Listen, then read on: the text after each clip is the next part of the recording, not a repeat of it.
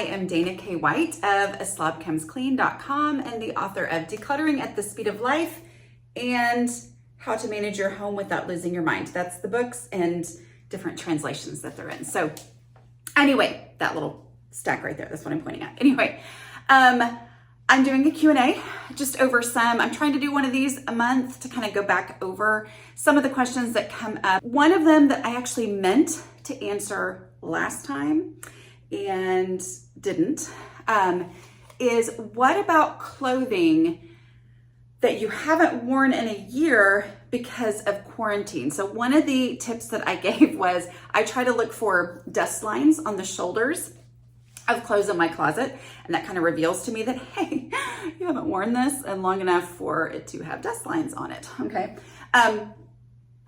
Quarantine, working from home, not sure what the future is gonna hold, when you're gonna go back, all that kind of stuff. I do wanna say first that we are not living in an ideal situation right now, okay? And so make sure you have that in your mindset as you work on this stuff. This is not an ideal situation, so an ideal solution is probably not going to exist in this time that we're in, all right? So things to consider, because here's what yes, you're kind of in a weird spot. Are inspired to declutter. It is very normal for your brain to fixate on the most difficult decision. You're like, I'm ready to declutter.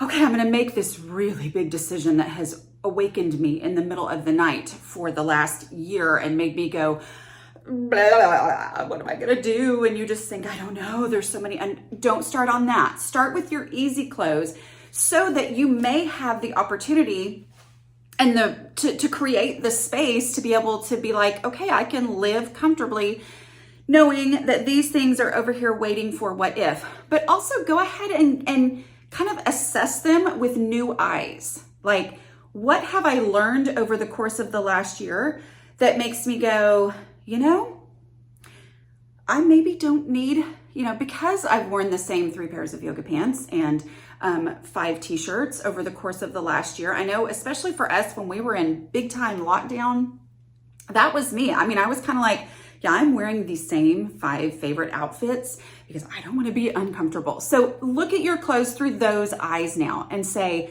all right, it's possible to survive on fewer items of clothing. So out of these items, which ones are ones that I just really kind of hate? Like, I really don't like those because they itch or they're weird in certain places or they just don't look right or whatever, and kind of look at it from that lens, okay? But just also, I just want to make sure you understand we are not living in ideal times.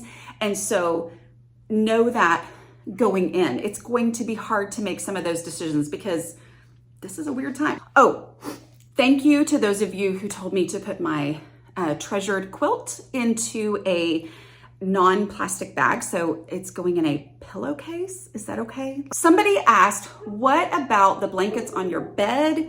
And what about the blankets that I had worked through in a decluttering project a long time ago in my linen closet? Okay, I actually have 2 videos from prior years. Like, it's been years since I've been doing videos consistently. And one of the very first ones I ever did was in my linen closet. And I know I did another one several years ago. My dog is barking, it's life. Here's a couple things for you to always remember. As you see videos, they are a day in the life, okay? And so I started thinking about it and I was like, okay, what was the deal with that? I didn't go back and watch the video because I didn't have time to.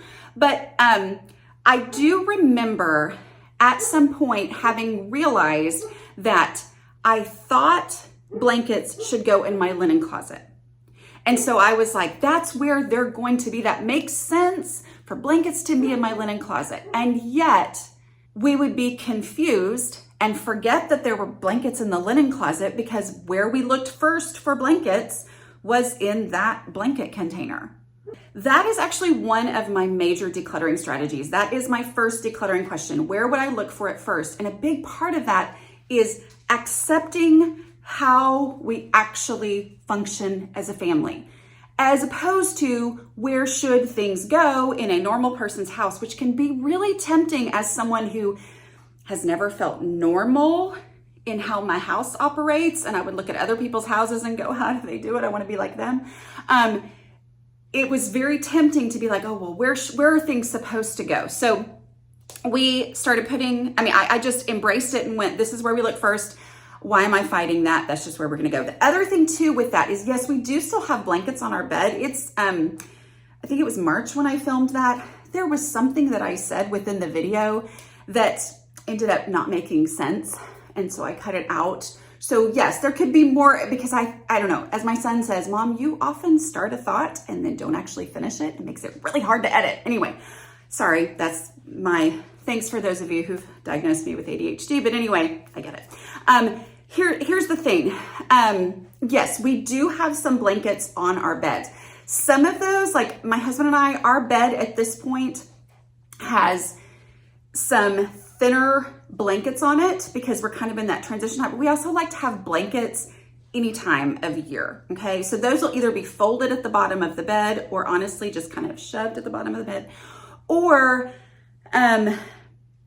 our other ones, some of those will go in the closet of the room where we use them, like on the shelf up there. But the reality is, if they need to go in that blanket container, then that's when I have to make decisions about, okay, then what needs to go because of this one that we've actually been using. And that's the container concept. That's how it works on an ongoing basis, is the 1 in, 1 out rule. If I know for sure I need to keep this one because guess what? This is the one we really like, but we don't want it on our bed in the summer and it needs to be stored, then it has to take priority over something else. Okay, but yeah, we do keep some of those in our actual like closets of the room where they go. Okay, so I had several questions because last week's video was on using the container concept to help me make decluttering decisions. This is key. It's been transformational for me in my home. It's been transformational for many, many people who have, read my books and followed and somehow learned from me, which always still makes me laugh a little bit, but whatever. So I had several different questions on that, with the most succinct one being, couldn't I just get a bigger container? The answer is, of course. It's your house. You can do whatever you want to do. Here's the thing. I am here as someone who rarely tends toward not having enough. Okay? Like, that is not my natural tendency. My natural tendency is to have too much. And so I am generally trying to pare down, to be realistic. And the container concept is a very concrete strategy for me to use to help me make those difficult decisions, because I generally am needing to have less in my house. Okay, because of the clutter threshold, which we talked about in another video of, I can only handle so much stuff. I can't handle having tons of stuff in my house. So how do I make a decision of what needs to stay? Well, then I embrace the container concept, which is, accepting the realities of the spaces that I have in my home and purging down to what will fit comfortably in those spaces. Okay.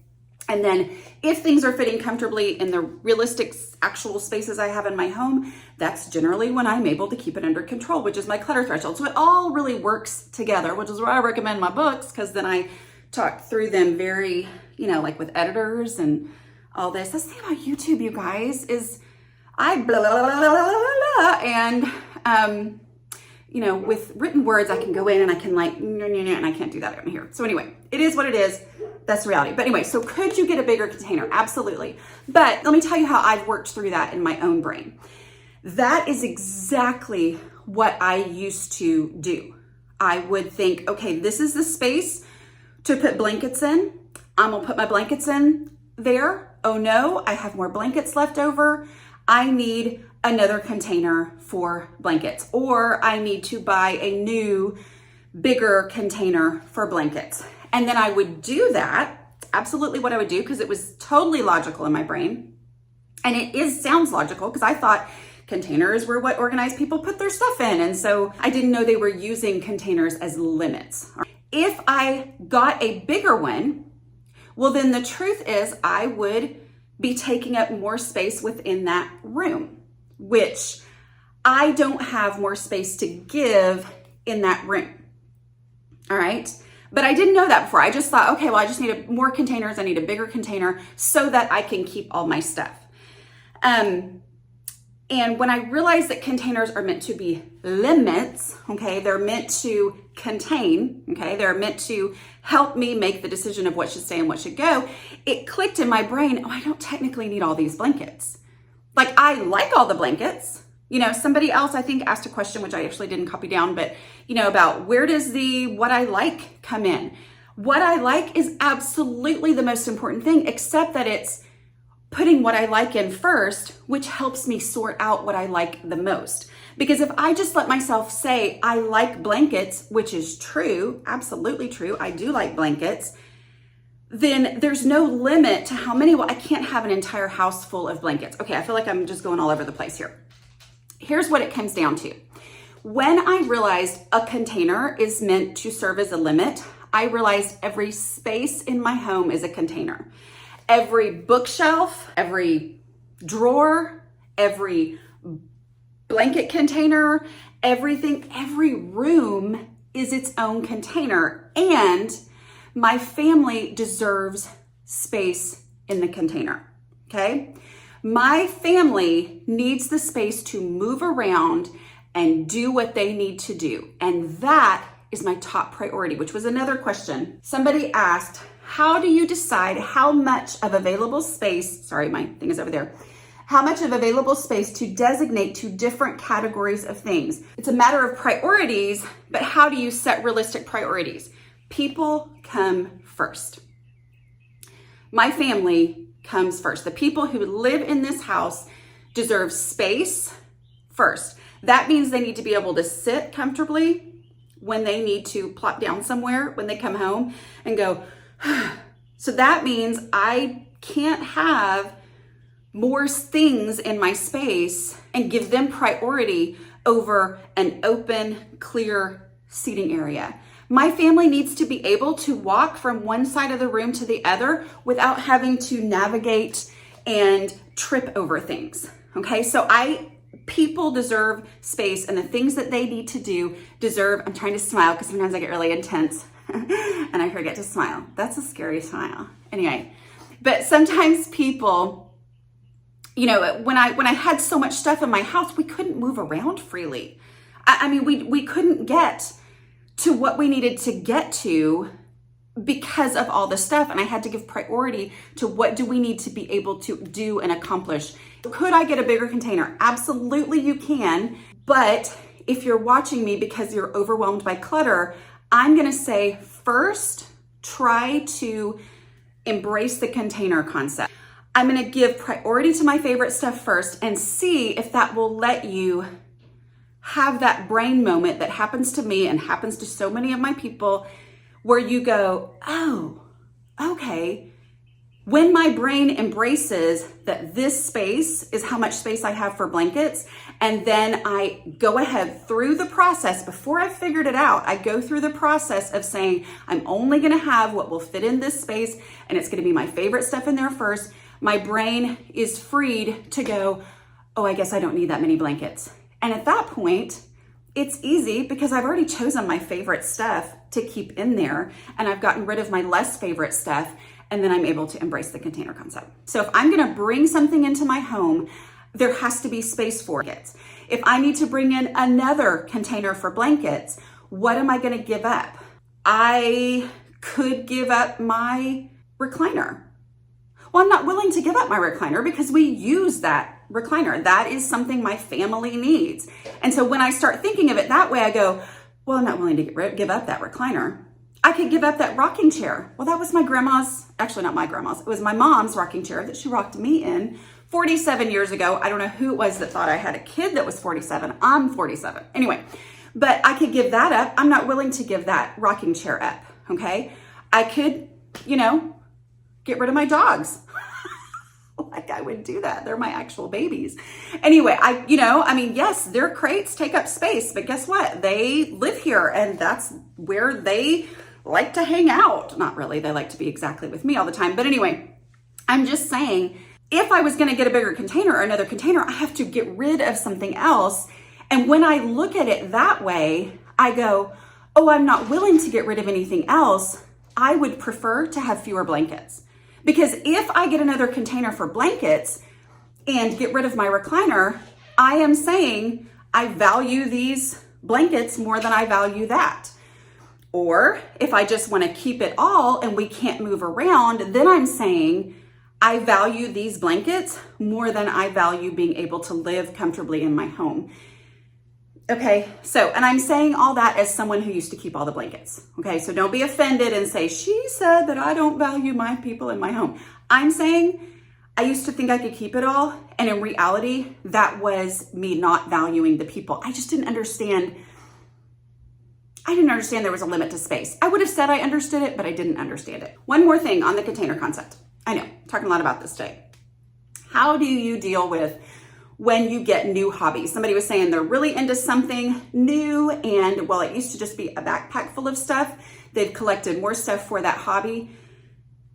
If you are into that hobby and you are doing that, it deserves space in your home. If it's something you're actively doing, as opposed to what I used to do, which was collect a bunch of stuff because it sounded like maybe that would be something I would want to do someday. But if you're really doing this, it deserves space in your home. So start looking for storage space in your home, okay? Start looking for other things that you've been keeping, okay, that you realize, wait a minute, I don't even know what's in that cabinet over there. I haven't opened it in 3 years. Open that up and say, okay, you know, the thing I'm really into right now, this hobby that I'm actively doing, it deserves space in my home. And that can change my perspective on this, you know, cabinet full of party supplies that, you know, actually my kids have grown past the age and the preferences of these style of party supplies or whatever. I'm just giving an example, but I'm saying, yes, the thing that you're actually doing deserves container space in your home. It deserves priority, and that can help you let go of other things when you go, which one of these is more container worthy? And one last question, which I don't generally answer questions about makeup because I think it really depends on the lighting and the day. And in person, people go, why did she ever mention makeup? But I did have enough people ask about the lipstick color. It is Brazen Raisin, CoverGirl Outlast with top coat. So it's like 2 separate little tubes. You've got the color and then you've got the top coat. I always run out of the top coat way before I run out of the tube of color. So I just use like a shiny lip balm or whatever on top of that, okay? Also, if you want my t-shirt, you can go to amazon.com/shop/aslob-comes-clean.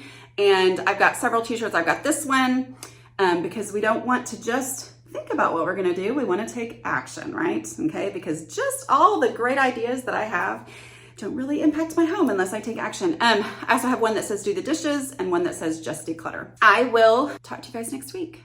I hope that we can make this one make sense, even though I tend to start a thought and never finish it, as my son keeps telling me. All right, I'll talk to you guys later. Bye.